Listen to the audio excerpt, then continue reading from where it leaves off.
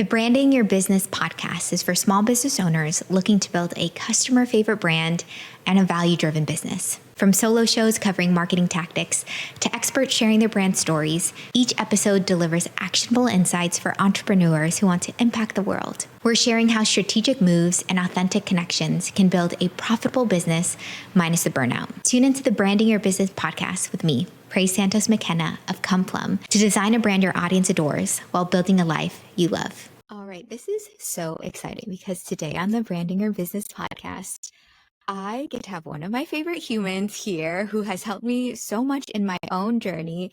This is Eleanor Victorioso, who is a transformational life coach, advisory CFO, CPA, and personal finance mentor, in addition to being a mother of two. And she supports and advocates for women's cultivation of wealth. I know that Eleanor and I crossed paths in a conference that was made specifically for female Pinay entrepreneurs, and that's how we crossed paths. And once I learned what Eleanor did, I was just like, but I need you. I need you because I need to figure out how to approach money in a different way because it has not been serving me so far. And so Eleanor and I worked together for a couple of years just to get me used to my numbers, just to get me used to understanding what my pricing should be. And she did it in such a way that didn't shame me, but if anything, made me feel empowered, made me feel equipped. And it didn't put me down. It really built me up. And this was a much different experience than when I'd work with other financial professionals. And so Eleanor is so good at what she does because she wants to support career-driven women like me and other entrepreneurs through things like major career changes, big financial decisions, business growth, raising money, and even successful exits. So we'll get more into her story. And that introduction, honestly, Eleanor, does not do you justice because this is a multifaceted woman who contains multitudes. We were just talking earlier before about her incredible children who are also multi-talented too, and how she balances it all is you're just so admirable, such a role model. And so I read some of your bio, told our audience a little bit about how I know you, but would you like to introduce yourself with more color? What am I leaving out? Tell our audience about you and what you do, what you love to spend your time on. Yeah, so I guess I am a first gen immigrant. So my parents are from the Philippines. I was born in Brooklyn, New York, and my family just moved around a lot. And I have lived in like Ohio, Arkansas, just these random places. Moved back to New York and ended up here in LA. And I think I've been here for over 20 years. So yeah, and like you said, I've got two kids who I just absolutely love. At times in my life, I never thought I would have kids, but it's such an amazing experience. And in terms of, my career, let's see, I've been in accounting and finance for just most of my working life. And I absolutely love it. I mean, I think, there have been times that have been really challenging for me. But I think as a business owner, it's changed how I relate to my business. Because I'm able to work with the people who I really want to serve and who I really want to work with. I get to wake up doing all the things that I love doing. And then, with some of the personal finance programs that I'm working on, it's like I get to be as creative as possible. So, I work on all these different spectrums of finance, both business and personal. And so I get to dip into every little thing that relates to money. Which is incredible because you've been doing this for over 20 years. I know that we've talked before about the different clients you work with too. And because of your race and gender identity, I know that you've seen people being treated differently, including yourself, in these different work environments. And you really wanted to bring equality, justice, knowledge, and resources to women personally and in their business, which I think is so needed and really huge. Just because I was talking with someone not too long ago, and that it's only been in this century that women were even allowed to get credit cards here in the United States. Like it's not a long ago thing that women had control of money or were even able to make choices of money. Then layer into that, like being a child of immigrants, and also immigrants hadn't had the same access to money as well. And so there are so many layers that you and I, based on our racial and gender identity, have to work with, let alone the women in the communities that we find ourselves in.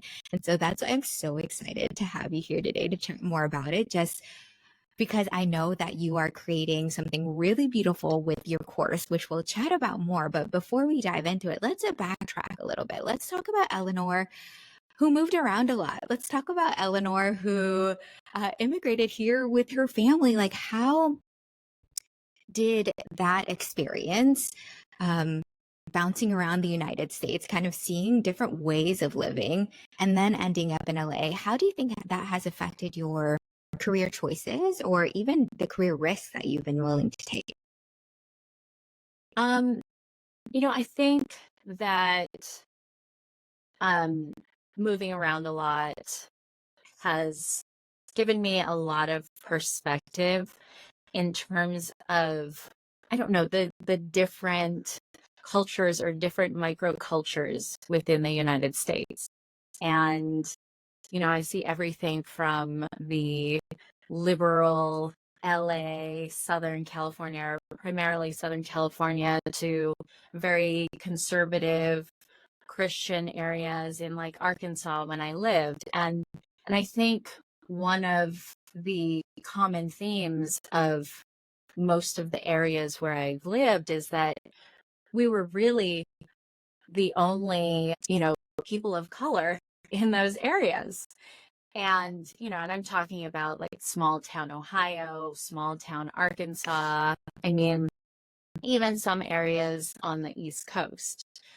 And my parents were really, back then they were really, really concerned about us assimilating, and just, I think safety was the number one, it was the number one decision maker, is how can I keep my family safe here in this, in this country, in this new place where we are trying to build a life and be successful.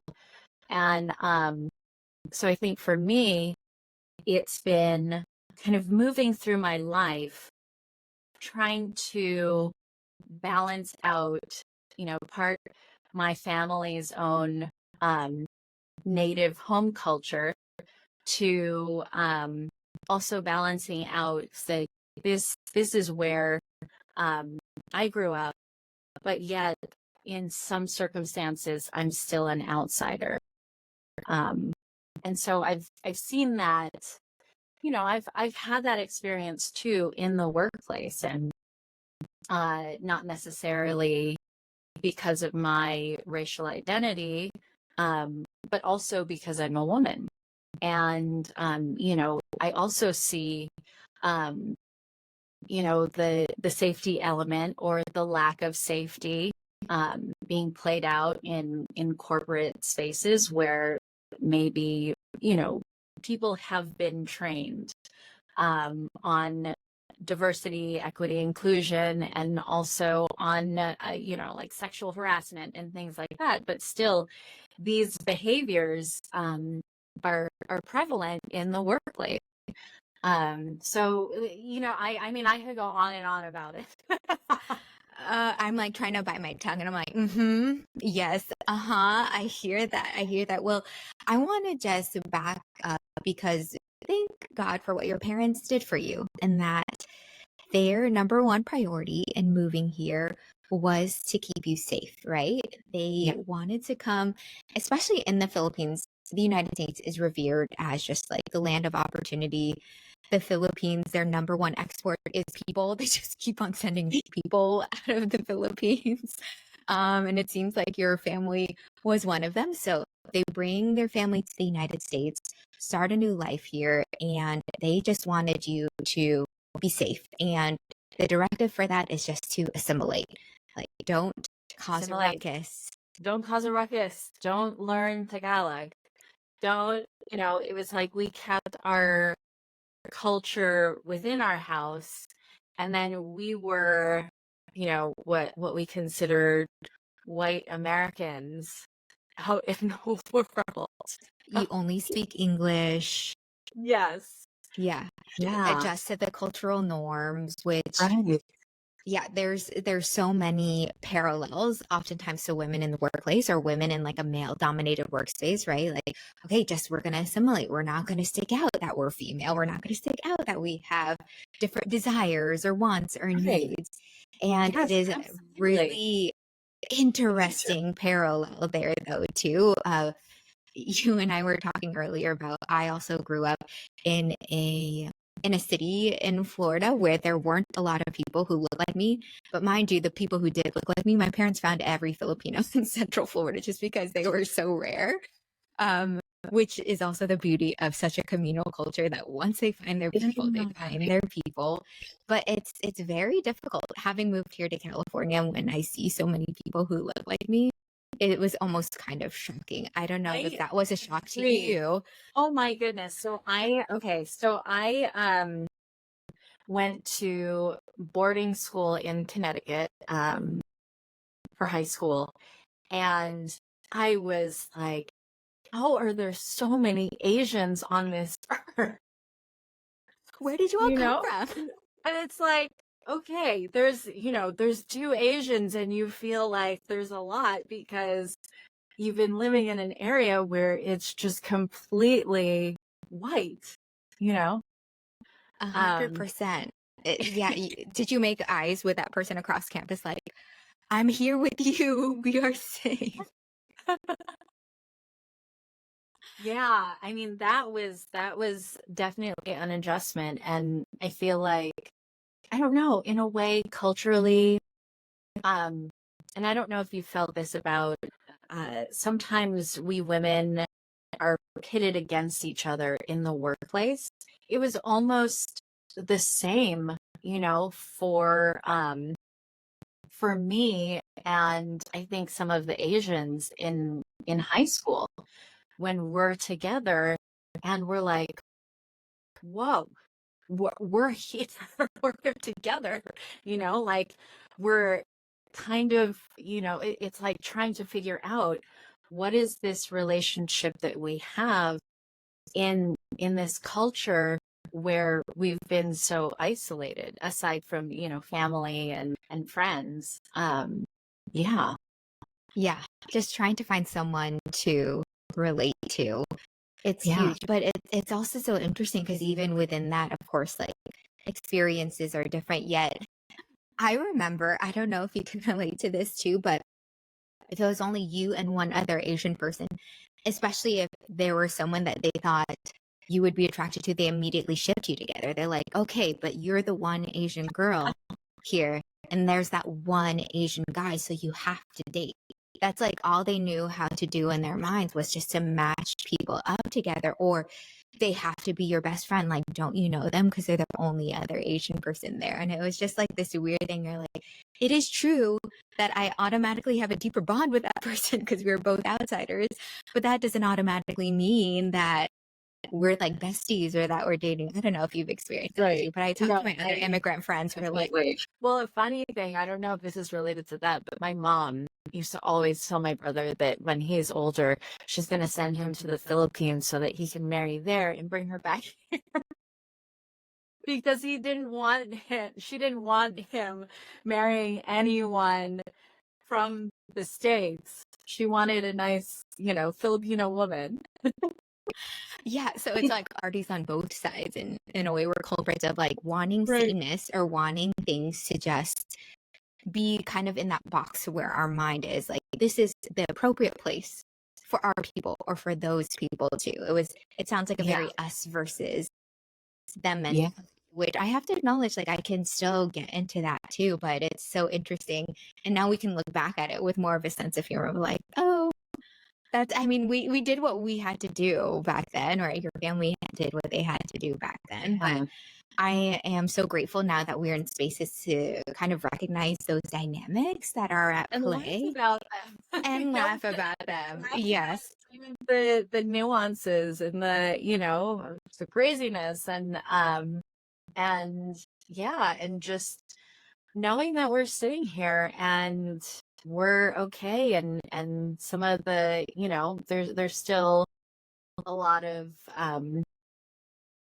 issues and things that we have to deal with and struggle through, but I think it's like we have found each other, we've found our communities and support, and I think that's so important, especially with the work that you're doing, and in many ways the work that you have shared with me and done with me. 100%, which I know that we talk about our upbringing and we talk about kind of what makes us us, because that influences how we run our businesses today, whether we acknowledge it or not, which I really hope people listening to this podcast really acknowledge the special sauce that makes them them. Were they outsiders coming into a different culture? Because when we acknowledge it, we can tell the story a little better, which I would love to dive into this more too, just because I know you work with a lot of women and people of color. For those of us with different racial and gender identity than maybe the majority spaces that we are in, have you seen patterns of how that affects how we handle money, how we run our businesses? Yeah, I was thinking about some of my clients, and I think safety again, becomes a huge factor, and part of safety means not necessarily being visible or hiding. I'm also trying to think, see, when it comes to women of color, what I've seen with my clients is that we kind of have been conditioned to take a step back, from taking ownership of the decision-making process. And not that we're actively being passive about our finances, but I think it's that we've just been trained to believe that, someone else can make that better decision for us. I see it in so many areas of finance. I see it in tax. We say we give up our agency, to a tax preparer who may not necessarily know what the best thing is or the best decision is for them, and they know, I've had a client who knew there was something wrong, with like her tax return, and she just signed off on it because the tax preparer had said, just sign off on this, we'll figure it out later. Which is a big problem in and of itself there. But it's also with financial advisors and financial planners. If you're dealing with a man who is maybe from an older generation, and I've heard this too from experiences, that they may not engage in a conversation with you. They may just tell you what to do. And I think for me, it's the most important part about our finances, whether they are business or personal, is having that conversation, because that conversation helps you understand. I mean, all of our conversations help us understand what's going on, but um it just it's it's that we've been stuck in this place where um not only are we conditioned to take advice from someone else, but we're also conditioned not to talk about money at all because it's just bad. You said so many nuggets there too, which let's just roll back a little bit. The first pattern that you see is that women, often people of color too, will hand off their agency to someone else because you've been conditioned that someone else can make that better decision. And you've even worked with clients who their gut was saying like, okay, I hired this person to prepare my taxes. I don't feel like it's all right, but they're probably right and they just want me to sign it. And it seems like they were told to sign it instead of engaging in a conversation, which I'm getting goosebumps right now because I also don't want to stereotype. There's many great accountants out there who have excellent listening skills, who really want to teach. But there are plenty that I've worked with who almost just want to tell. And that can be such a stereotype-forming place. When again, I want to say that there are financial professionals out there like Eleanor who are not like that. But And I also want to say, to your point, is that, you know, we're all human beings, right? And yes, I've been in places where, you know, someone has challenged what I said. No, wait, are you asking, like, are you telling me I'm wrong? You know, are you challenging my 20 years of experience? And so, you know, I think as accountants, there's also that experience too, where we're just trying to get through yes, our own, you know, stuff to get through the day. So yes. it's like, you know, our stuff is out on the table, and you know, your stuff is on the table. How do we work through this? How do we be good humans together? How can there be a give and take of a listening to each other, giving grace to each other, asking each other open-ended questions, seeing where they're coming from? It has to be this kind of gracious exchange too, because also bless all the accountants, because that is not my gifting. Like our team, like bless you, and I'm so I grateful. would say 99% of people are with you. Yes, yes, and yes, which I think it's good for us to have this conversation so people can acknowledge if they are, though, in this pattern, whether they have the best CPA or not. Are you handing over agency to someone else? Are you waiting for someone else to sign a permission slip for you to take a handle on your personal finances, on your business finances? If you're delegating it to someone, great, but are you choosing that? Or are you just doing it out of safety? Are you doing it out of like habit? Or are you doing it out of a lie that someone said that, oh, you can't handle money or you're not responsible with money? How do you coach people kind of working through some of those, whether it's how we grew up, the things that are in our head, what culture tells us, to unearth some of those money lies or beliefs that we have? I know that you talk about this a lot, and I'd love to hear a much more eloquent explanation than what I just said when it comes to approaching those subjects. I think that was beautiful, by the way. Um, what I think is it's, you know, it's a combination of really like mindset work and also the practical work. Um, and I feel like those work together in order for you to help build um, evidence of your ability, your intuition, your trust in yourself. So, you know, being able to work on your finances and build a budget or build a plan and really like tune into your numbers. And then be able to just take a step back and see, okay, what are these what was I told as a child? What was I, what was I told in my first couple of jobs, or,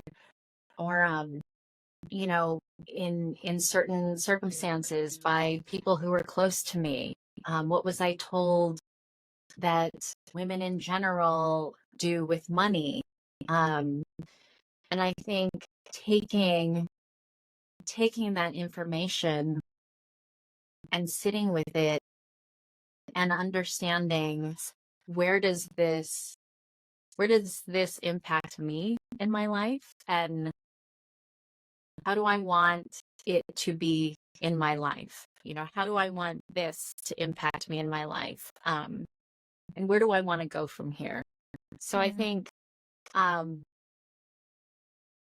understanding those belief elements and having that awareness, and then moving forward and saying, well, I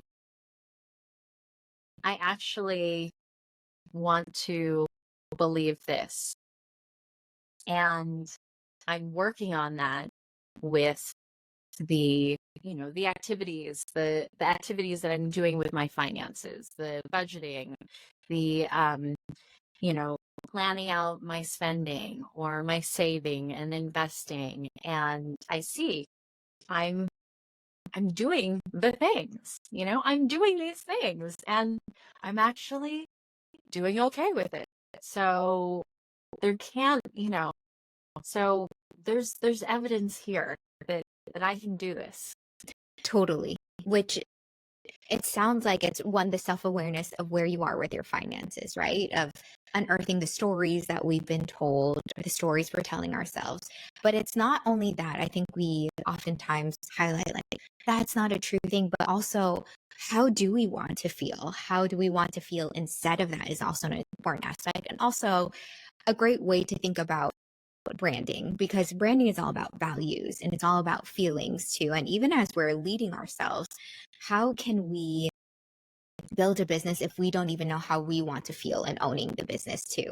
And so do we want to feel more empowered with our numbers? Do we want to feel more that we have more agency with our numbers? Do we want to feel that we set a goal and we're able to achieve it? And those things are so important. And it sounds like having constant reminders of, and this is how I'm going to get there. I'm going to make a budget and stick with it. I'm going to make a sales goal and put my energy toward that. And it's these little things that we have to do with ourselves and leading ourselves to build that trust again that, oh, wait, I am given the permission, I'm giving myself the permission to be in charge of my finances, which is huge. And in a really short and succinct way of how we can start changing the way we approach money and changing the way we approach how we lead our businesses. Can you tell us a few maybe instances or stories of maybe a woman that you work with that really exemplify that, who like, oh, I approached money like this before, and I did X, and now I feel this about money? Yeah.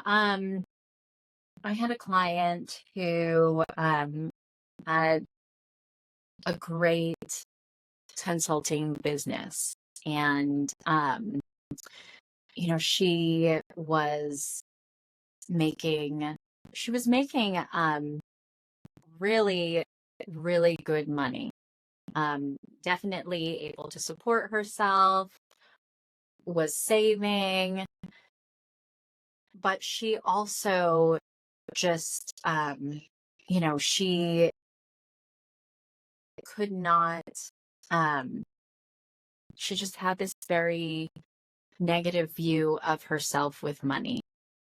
And, she was doing all the right things, but she just couldn't look at all these things that she was doing to be able to tell herself, I'm actually good with money. And so we talked through some of the beliefs that she had, and it was like, growing up, her family, was close to poverty. They had come out here to the United States, and same thing that you were saying is that the US is like the this is where dreams come true, right?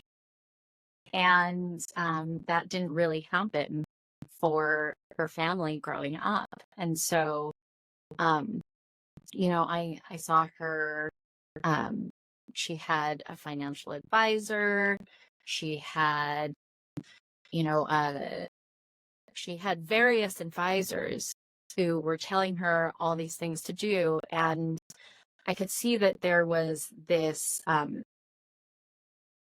it was like almost this lack of connection with what was actually happening with her money or what she was doing with her money. And I think once we started sitting down and talking through, and which is interesting because it's such a simple exercise, is we just let's look at your numbers and let's see what's going on, and let's see all these different strategies that you have, are they really aligned with your values and where you want to be right now, where you want to be in like 5 or 10 or 20 years. And so I think, and I don't know if I'm answering your question, because You are 1,000% are.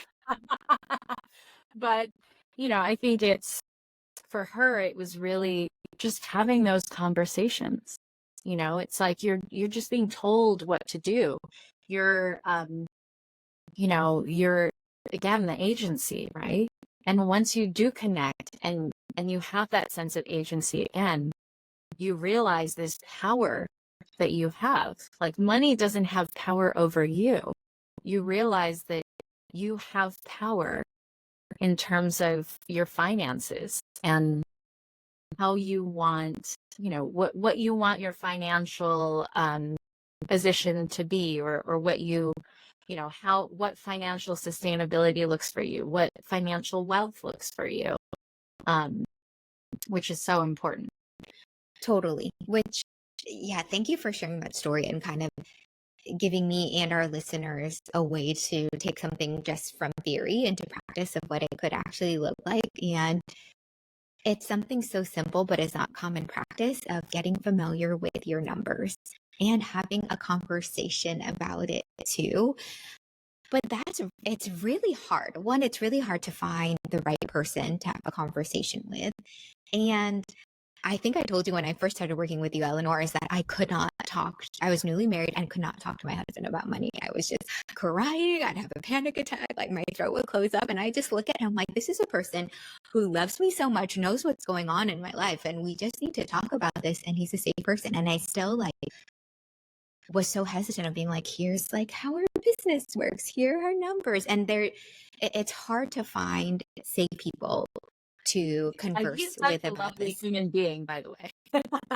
And he's wonderful. And from the work that I've done, we can now very comfortably talk about it, which I'm very grateful for. But I am still kind of like trying to unearth like why that was so difficult. I think it was maybe a lack of practice, right? Not having enough spaces to doing it. Maybe a lack of knowledge and a lack of affirmation that I do know enough about money. And so I hope everyone gets to work with you. In an ideal world, everyone gets to work with Eleanor. But how can women, how can small business owners, how can people of color find safe spaces to have conversations about money? Where can they start doing that, even if it's within their own nuclear family? Like, how can they just begin?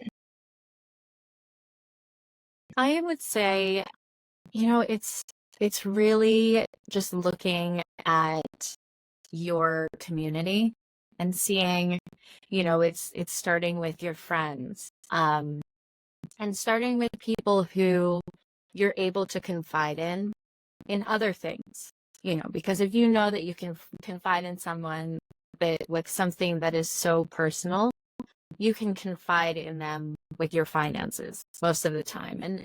And even I've had moments where, I've always been that person that people come to about their finances. And I was in I have a friend who, you know, I've been part working with, and we've been in, on a retreat together, and, you know, she's been this, person that I can lean on when I, you know, when I want to unload about, you know, certain things about my finances, because I also have things here and there that I need to, you know, talk through and understand and have conversations about. And one of the things that she said to me was that, you know, these are things that, you know, you need to talk about too. And that, you know, when you have a good friend who you can just dump on, you know, and just when you're having a bad day, you can just say, I'm having a bad day, and you can cry to them.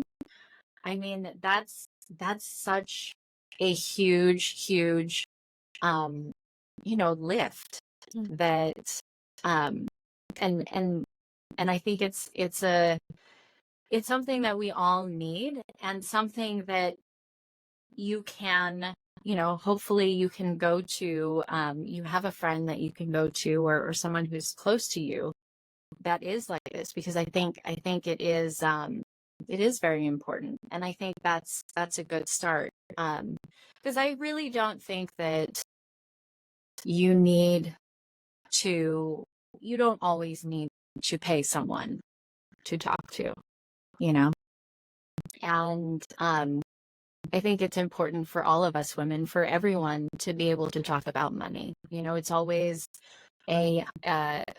it's always been told to us that, you know, it's bad for us to talk about our salaries, or for us to talk about our debt, um, to talk about savings, and how much we're spending. And I think it's important to talk about all those things. Like we not only need to get those off of our chest, and to just release, and um, but we also need to just talk about it in general, just get it out there and get the conversations going.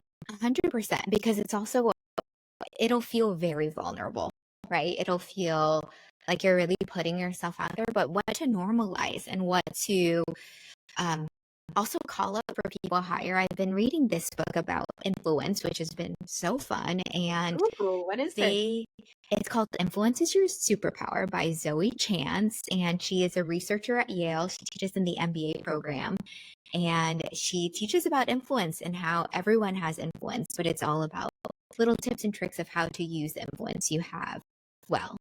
And a story that she talks about specifically is about women's salaries and women not feeling the agency to negotiate because we don't have enough friends that we talk to about money. We don't hear about the negotiation conversation, so we don't know how to approach it, or even what's normal of what people are getting paid. And so she also reminds us it's about the principle too. And she gives this incredible example of Jennifer Lawrence, who we all know her from like the Hunger Games movies.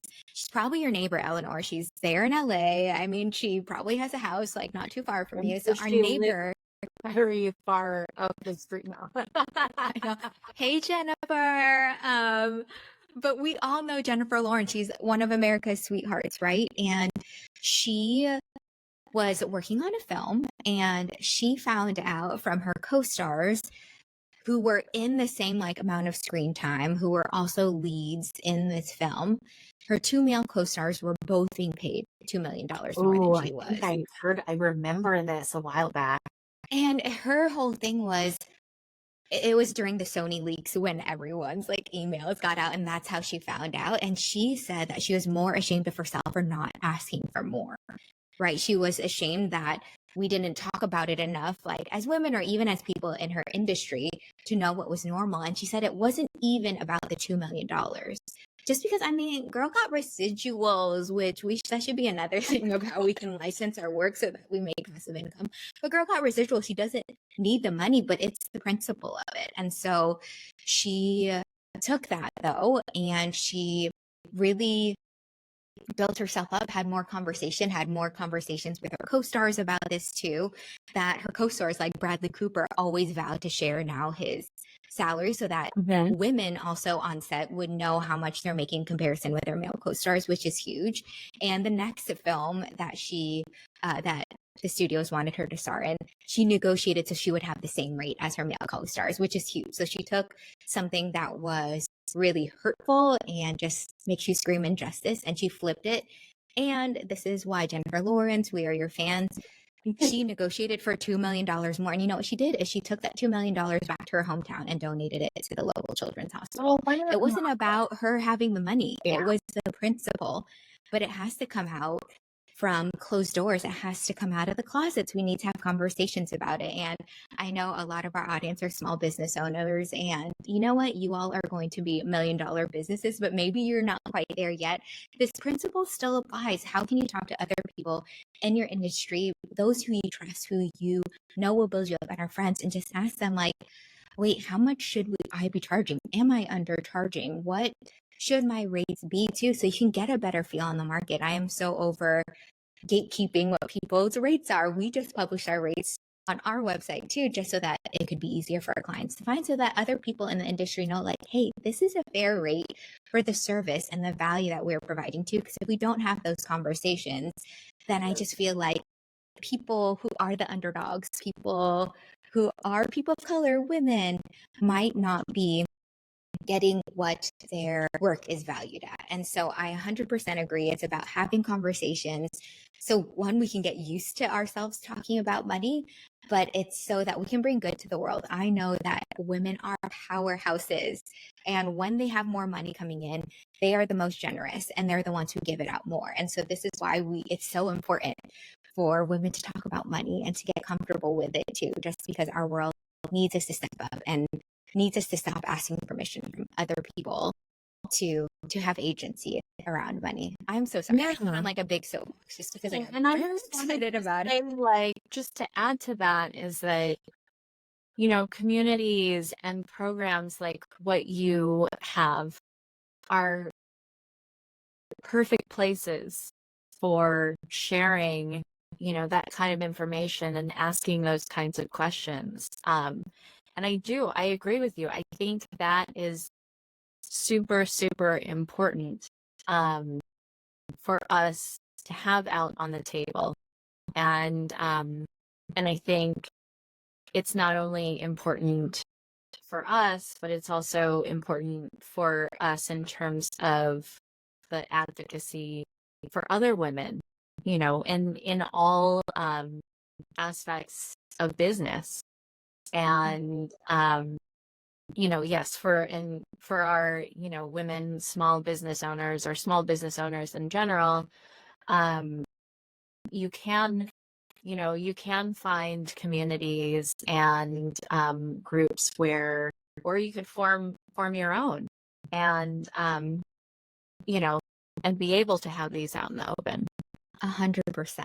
Which I want to talk more future facing. We're kind of talking about what is, what we can do to improve. Yeah. But I want us to, we get to do this in different groups that we're in, but I love the way you see the world, Eleanor. And I love that, honestly, you didn't have to do coaching for personal finances. Like with your corporate clients, your business is fine, but I know that is just such your passion. And so tell me about the world that you want to live in. Like, what is this world where women take ownership of their wealth? Like, describe that world to me of what you're creating and what you want to see. Yeah, you know, I just see more women building wealth.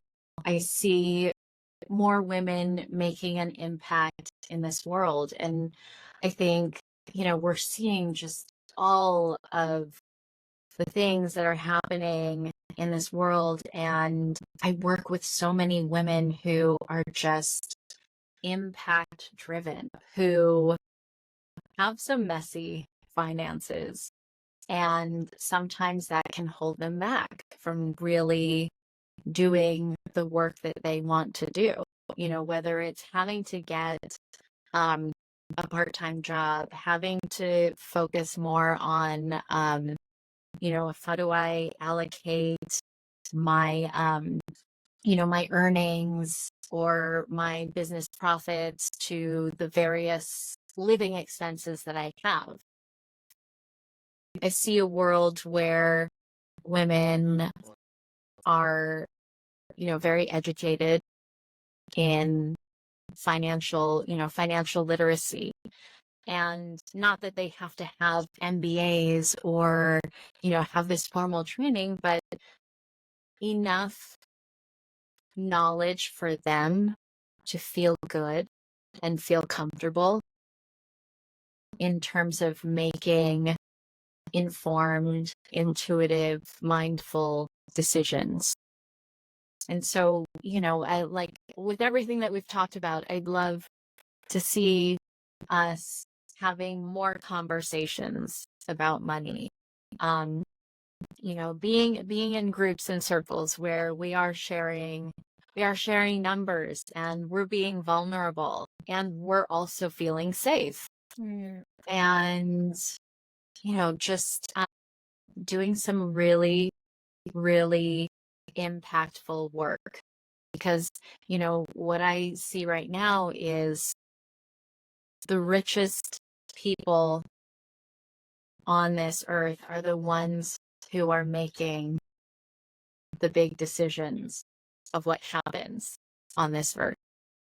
And so if we can get more women, get more money in the hands of women, get more women making these decisions, we can make a change. Yeah, that's huge.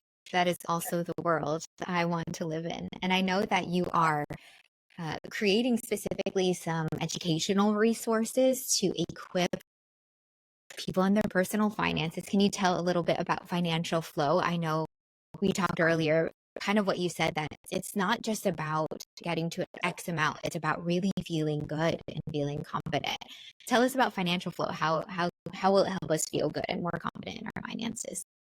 Yeah, so I am going to be launching an online personal finance online course called Financial Flow. And it's really this program where you're just gaining awareness, building skills, and developing confidence with money. So, we look at where you are now in your finances. We identify some of your goals, and really dig into some of those habits and patterns that may not be supportive for you in your financial goals, and we try and change that and hopefully transform your finances.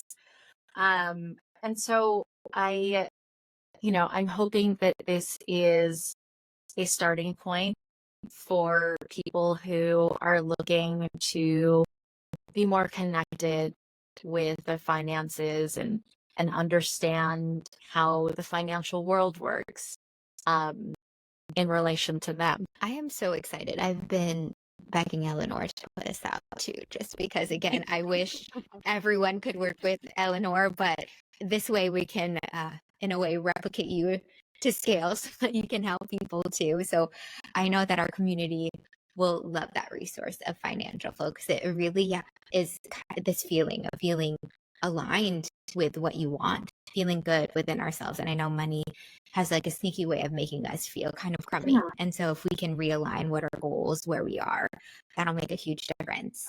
And I people. also just want to say that, the work that you and I have been doing, we used to have weekly conversations, has really helped me get to this point where I am, I've taken a significant amount of time, which was much needed time, to really sit with my own fears and my own internal beliefs and conditioning about feeling safe hiding versus being visible. And just to, circle it back to what we were talking about in the beginning, it's really relates to this whole, safety element that I learned from my childhood. If you just stay status quo or hidden or just,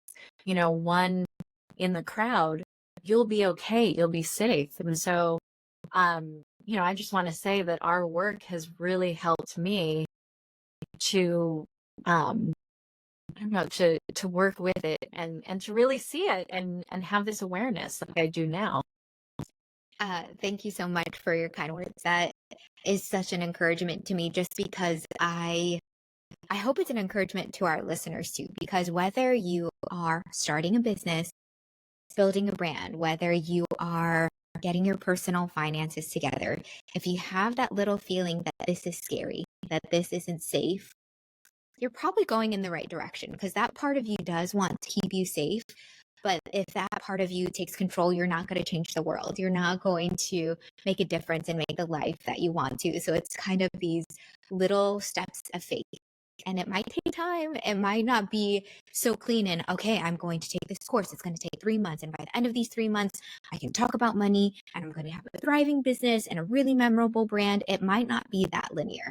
It might kind of be ups and downs. Of some days you're going to be really excited about talking about what you do and the world you want to create on social media. And then some days we're going to be so scared about it, but at least you're taking some steps forward, right?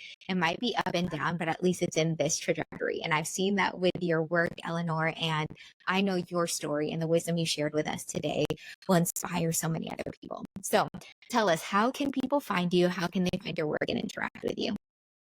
So I think the easiest way is going to my website, which is rhythmofmoney.com.